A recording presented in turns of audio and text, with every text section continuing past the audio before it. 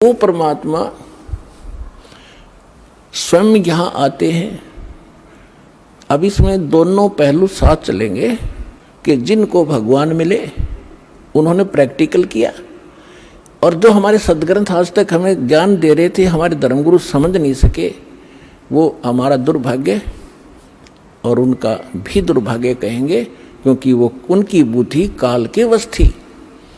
अब हम सतगुरु शरण में आ गए तो हमारे ऊपर काल की जकड़ नहीं रही, इसलिए आप इस ज्ञान को समझ रहे हो।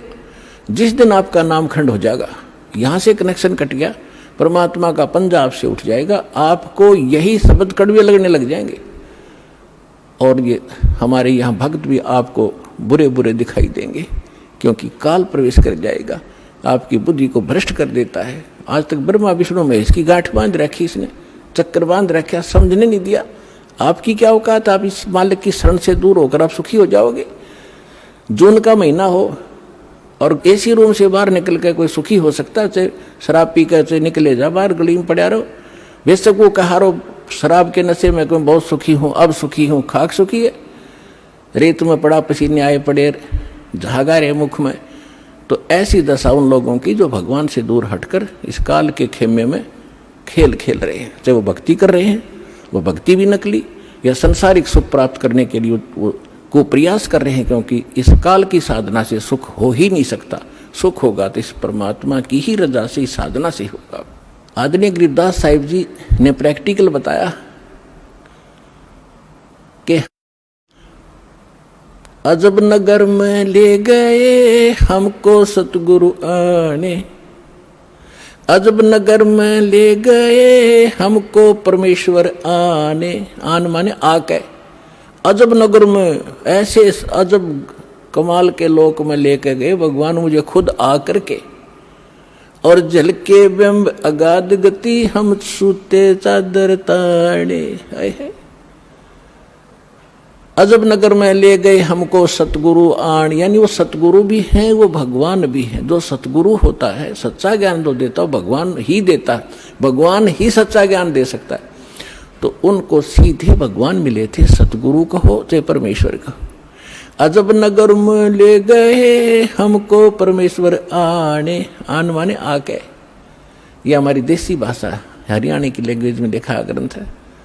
और जल के बिंब अगाध गति वहाँ सूते चादर तान, चादर तान के सोना, यानी कति निश्चिंत हो जाना, बेफिक्र होकर सोना।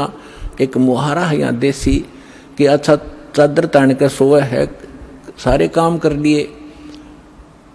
तो इस तरह कहते हम तो निश्चिंत हो गए कि साधना हमारी सत भगवान मिल गए, आंखों सतलोक देख लिया, सत साधना करते रहेंगे, गलती हम करें नहीं, हम निश्चिंत हो गए। हमारे अंदर कोई अब शंका नहीं रही कौन भगवान है और क्या उसको प्राप्त करने का मेथड है, वो सब कंप्लीट प्राप्त हो गया, आंखों देखा।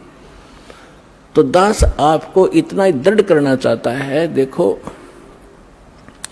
माता पिता अपनी बिटिया का विवाह करते हैं तो वो जाकर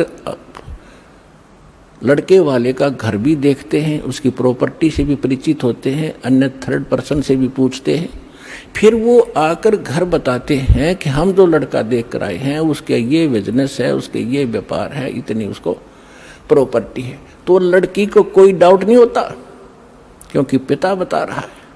थर्ड पर्सन कहे तो शायद शंका हो जाए।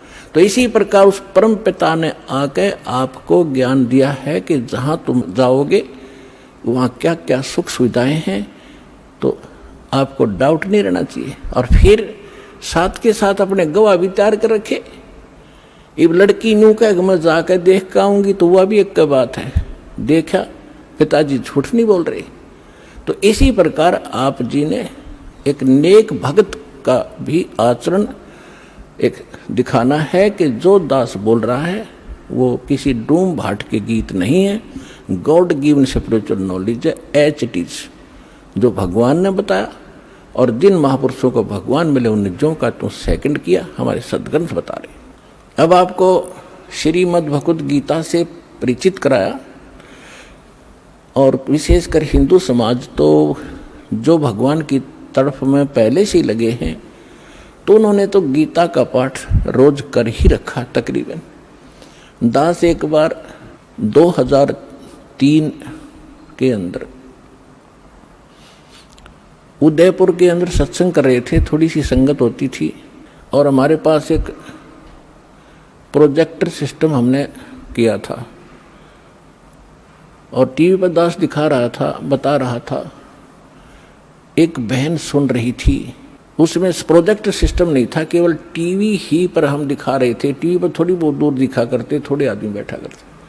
उसके तुरंत बाद हमने प्रोजेक्टर ले लिया था भक्तों ने। तो सत्संग कर रहा था, उसमें बताया सारा कुछ, गीता को दिखाया। फिर मैं नीचे आकर एक चारपाई डली थी, उस पर बैठ गया। 10-20 भगत, कुछ शंका समाधान वाले, कुछ दीक्षा के इच्छुक आकर बैठ गए।